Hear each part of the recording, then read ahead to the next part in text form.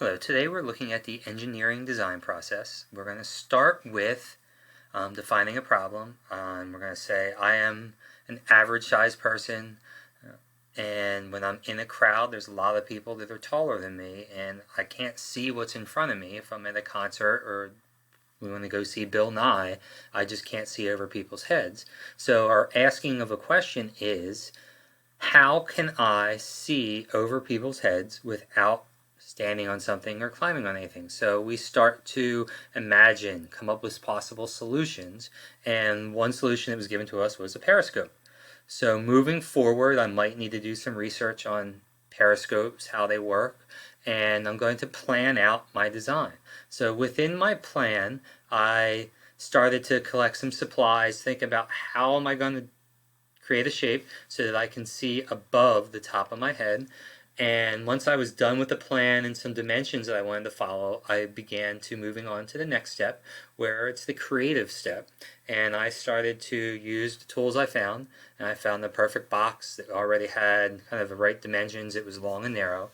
And I started to cut the box into smaller shapes so I could have angles, because I had to figure out that I had to bend the light at two 45-degree angles so that I could raise my eyesight. I was trying to find a mirror or something, couldn't find anything. Finally found, hey, I have some CDs. So I was able to find some CDs that were reflective that I was using for the different parts, using the shape of the mirror. Here shows some of my designs, my planning, cutting the shapes, constructing the periscope. So I have my 90-degree turn here. In the middle I have my CD that I cut to fit the shape size. It wasn't perfect, but it worked out pretty well. And my following step was a completed periscope, and I let my daughter look at it, and then the final step of the engineering design process is to think about improving upon what you've created, make it generation 2 or generation 3. So I would love to find an actual mirror that I could trim down the size so that it would be able to see better. I also, thinking back, wish that I was able to look with both eyes through the periscope.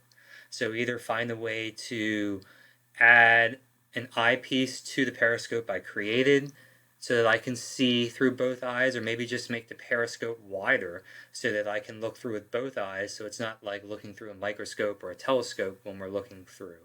And I also noticed that when we were reflecting the light, the picture on the other end, everything seemed a little bit small. So maybe another way to improve would be to use a convex or a concave lens to see which one worked better so that I could magnify what I was seeing as well. Well, there was my example of creating a periscope for the engineering design process. I hope you found this video helpful and informational.